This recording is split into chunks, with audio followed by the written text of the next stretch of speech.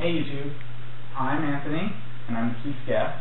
My YouTube channel is Speedcuber023, and I've known for about a week that I need to have this video ready, and about 3 or 4 hours ago, I was almost done. I was getting ready to save it, but I got up to go eat dinner.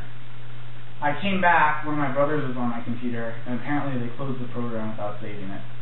Yay. So, right now I have about 2 hours before Sunday, and I'm supposed to have this up today, so I'm kind of improvising right here and trying to get something done. But anyway, the topic I chose to cover is blindsolving. So I wanted to go over a few methods to solve the cube blindfolded, as well as ways to memorize the cube so you can solve it blindfolded. And I'll probably throw in a clip of me blindsolving so you can see what I've got.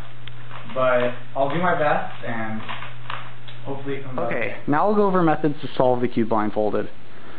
I'm trying to keep this video pretty short and under the time limit, so this is going to be just very vague explanations, and it'll just give you a general overview of what each method is. If you like a method, you can find another tutorial about it. Okay, the first method I'm going over is Old Pachman. It does 2 cycles all around the cube. So the main algorithm most people use in this method is the T-perm, which swaps these 2 corners and these 2 edges. So you look at where this edge goes, which is back here, and then using setup moves, it's down there, so you would set it up to this position right here, do a T-perm to swap the 2, then undo your setup moves. It's a really basic method, but it can be done pretty quickly, and I started off with this method, as well as a lot of other faster cubers, or blind cubers, so it's not a bad place to start. For corners, what you do is you do the Y-perm without the front or front inverted at the beginning and end. So it just looks like that. And it swaps this corner sticker with this one. So using setup moves, let's say this is the corner that needs to be solved. This sticker goes back here. So using setup moves, you put this sticker right here, like that. Do the algorithm, then undo your setup moves. And that's what Old Pachman's all about. Now, in a way, this next method is called M2, and it's kind of like Old Pachman on steroids. Instead of using the T-perm to swap 2 edges, you'll do a much faster M2. So instead of setup moves, T-perm, it's setup moves, M2, undo setup moves. So this is a method I use, and it's a very good method to solve the edges blindfolded, and I think it's pretty fun.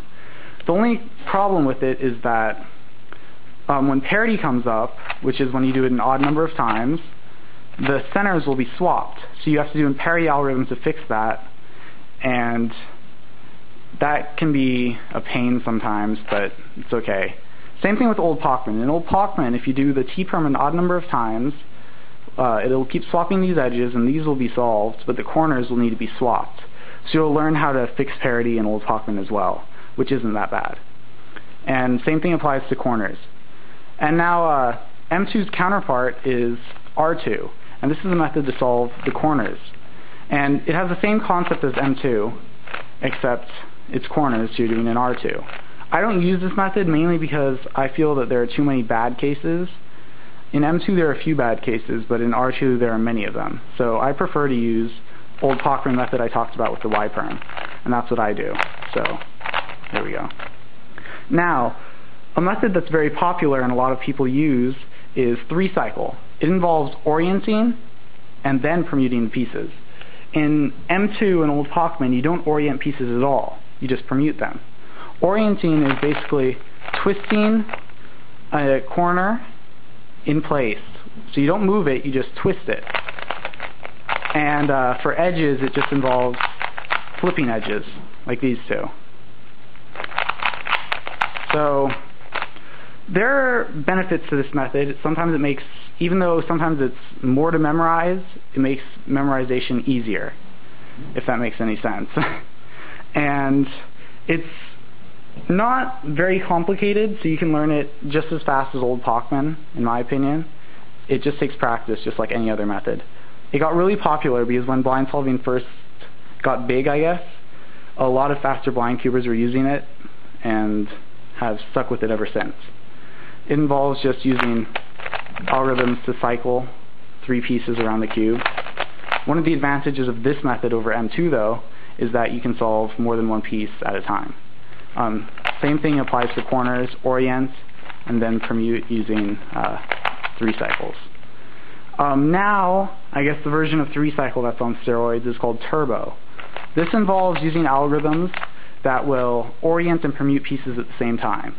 For instance, if you get this case, instead of having to flip these edges then do a 3 cycle, you learn an algorithm that will do both at the same time.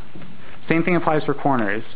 Instead of just orienting these pieces and then afterwards permuting them, you learn an algorithm that will do both at the same time. It's a really, really fast method, but it's very advanced, and I would recommend learning Old Pachman or definitely 3 cycle before you move on to turbo. Now I just want to briefly go over a few methods to memorize the cube. What I use is I have an alphabet throughout the cube. A, B, C, D, E, F, G, H, and I have letters all around the cube. Then let's say I got C, A, K, E as the first 4 edges. I would just memorize the word cake.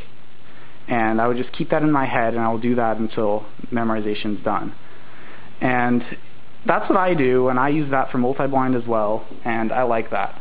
Other people prefer things like visual memo, where you just trace the pieces and remember shapes or taps, things like that.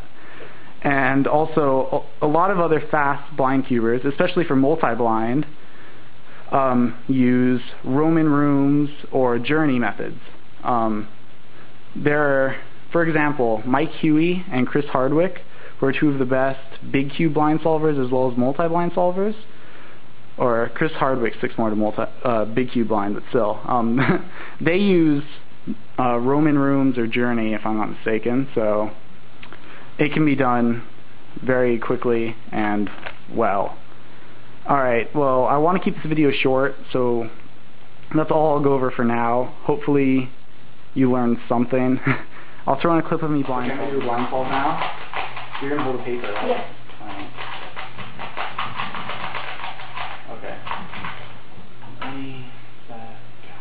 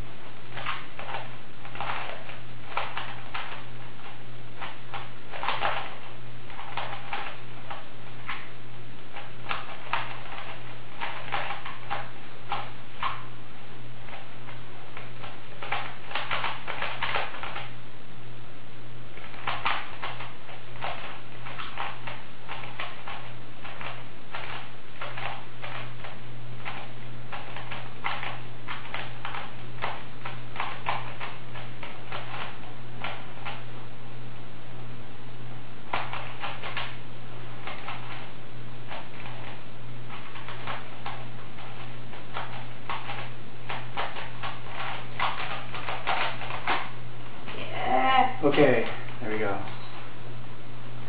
156, the cube is solved.